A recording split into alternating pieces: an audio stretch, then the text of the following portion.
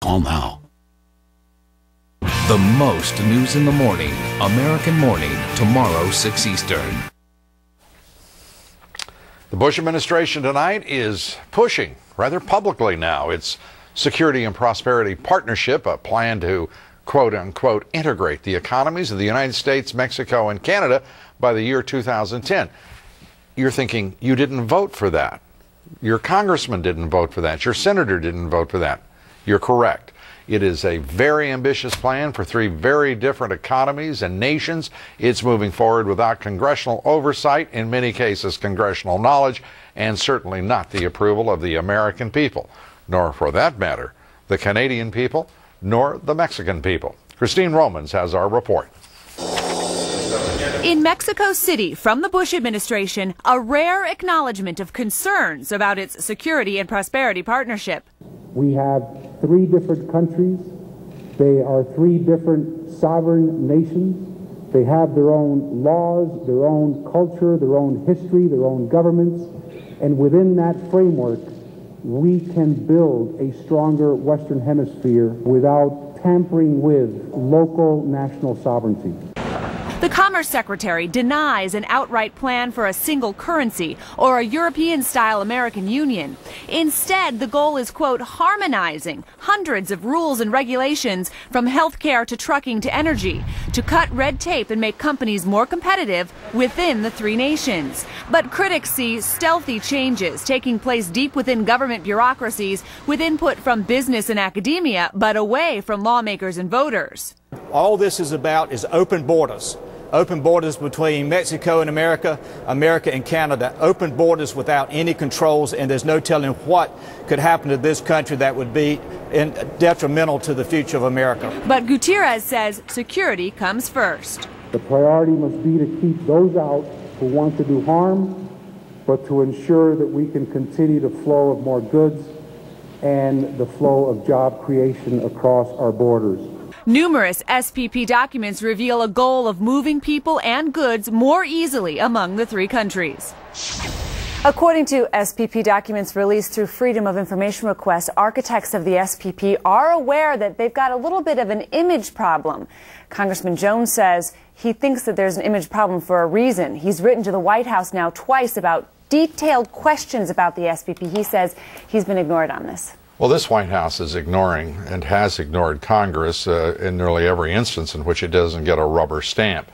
The idea that Carlos Gutierrez, the Commerce Secretary, is talking about this in Mexico City and not addressing it publicly before Congress, the fact that all of these things are happening behind closed doors. I mean, why is there not some greater sense of what's going on the part of this government? Congressman Jones points out that there's a website at the Commerce Department. He says he doesn't want a website. He wants to sit down and find out what this is all about. Trade, these things belong in the arena of Congress, and he'd like to see some oversight there. Yeah, I have to say that what we're watching here and what you've reported and all of our colleagues have been reporting on with the so-called North American Union and in a few other quarters, the American people have every reason to be very concerned.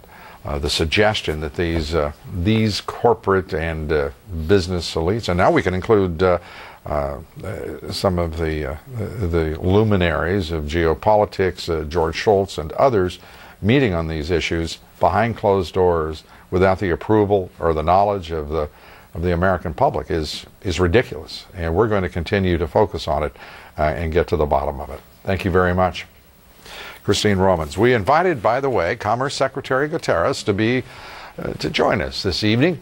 He wasn't available to join us tonight. We sincerely hope that the Commerce Secretary will find it convenient to join us here, because I would really like to know, and I'm sure that you would as well, just what in the world the Bush administration thinks it's doing carrying out this kind of policy without the approval of the American people or the United States Congress. There is still that little thing called a Constitution that does affect all of these movements on the part of this government toward a security and prosperity partnership.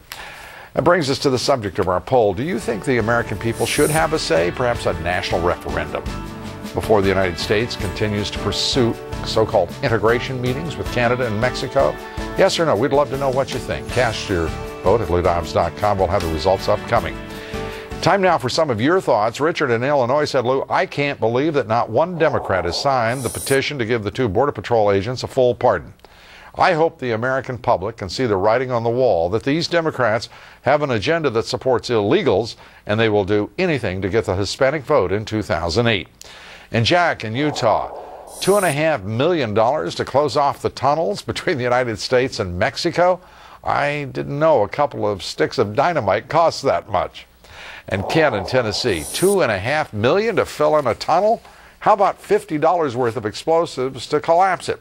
Can anyone in this government think at all? You better think about that before you decide you want that answer. And Carol in Ohio, thanks for the link on your website that tells us how senators vote on key issues. I've been keeping a very watchful eye on this and find it to be a very useful tool for determining how I vote in 2008.